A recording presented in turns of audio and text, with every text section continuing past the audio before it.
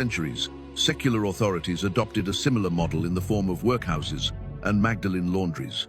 These institutions, operating in countries like Ireland, Britain, and Australia, took in women deemed fallen and put them to work in grueling conditions. Survivors described endless hours of washing, sewing, and cleaning under harsh supervision, with little food and no wages. Many spent decades inside for no crime greater than being poor, pregnant, or accused of immorality. One Irish survivor of a Magdalene laundry, interviewed in the late 20th century, recalled, "They told me it was for my own good. I left 30 years later with nothing but my hands raw from washing." Flogging was a common punishment for both men and women, but its public application carried a special weight for women in tightly controlled societies. Tied to a whipping post or pillory, the woman would be lashed with a whip or rod, often on the bare back.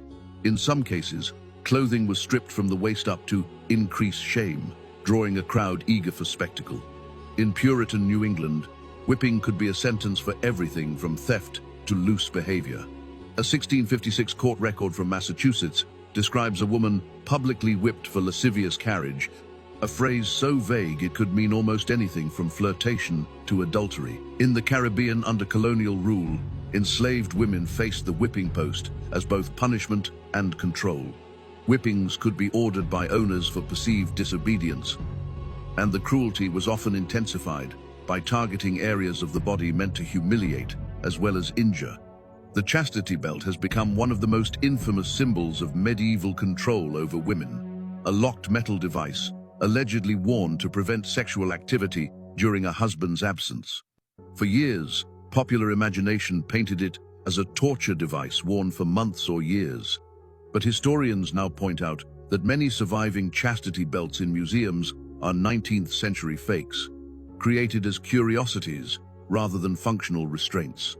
That said, the idea of the chastity belt was very real, and there are credible cases of similar restraint devices being used. Some were made of leather reinforced with iron, others entirely of metal, secured with a padlock or intricate clasp.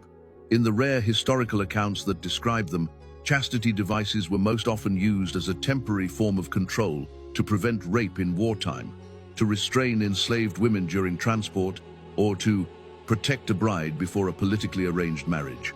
The cruelty wasn't always in the device itself, but in the implications.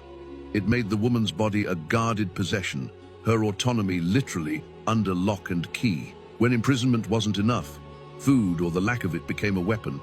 In some medieval European prisons, women convicted of moral crimes were placed on punishment diets, surviving on bread and water alone for weeks. The goal wasn't just physical weakness,